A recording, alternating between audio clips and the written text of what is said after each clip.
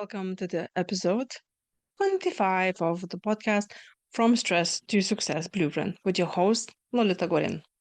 And as I said before, we're starting a new series where I will be talking why stress is good for you. And now, the good, the good part of this is I'm not talking about prolonged stress, okay? This is short periods of stress, kind of like micro stressors, right? They're like small, okay? Some stress is good for your body because, well, it's out of ordinary, or it should be, and it helps with a lot of things in your body that can be beneficial. So let's talk with the first one. And I'm just really picking whatever off the list. Okay. It's not like this is the number one thing that helps you stressing out and you need to do this every day, like drinking water, some sort of thing. No stress like that should be, you should not be having continuously stress every single day about something. Okay. That's just bad. But I mean, I already get that one out of the way. Okay. It helps you to improve your memory. I know, interesting.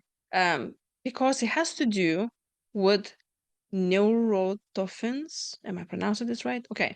So it strengthens the connection between neurons in your brain. Of course, it is good on a short period of time.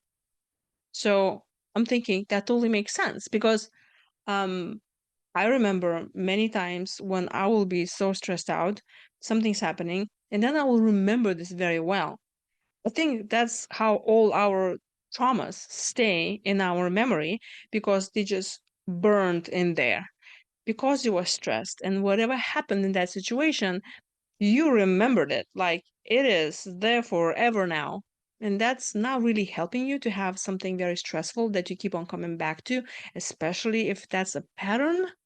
Then it's called childhood trauma or whatever trauma that you need to take care of and heal. Now, that's a very different thing.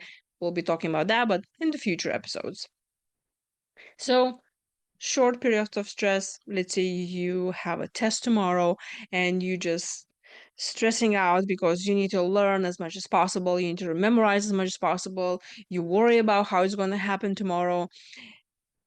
And then you go to test and you get a good grade because, oh my gosh, you remember all that. you know, I'm laughing because this used to be me. Totally. Like when I was in college, I was a procrastinator. I'm like, oh yeah, I'll learn it. I'll have always enough time to do it.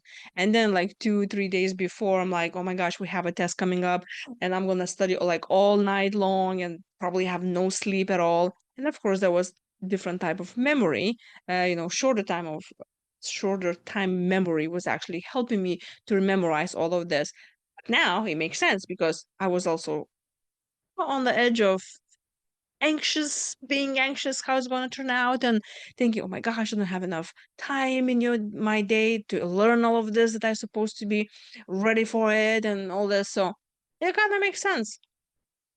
I do not obviously recommend this all the time, but I already went over this.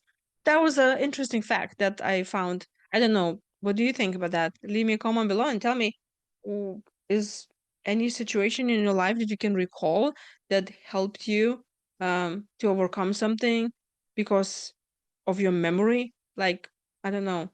Just tell me, what do you think? So tomorrow I'll be talking how is stress impacting your immune system? And we already know that continuously. Oh, anyway, you know what? I'm not going to even talk about it. Listen in tomorrow, okay? Yes. So I'll see you there.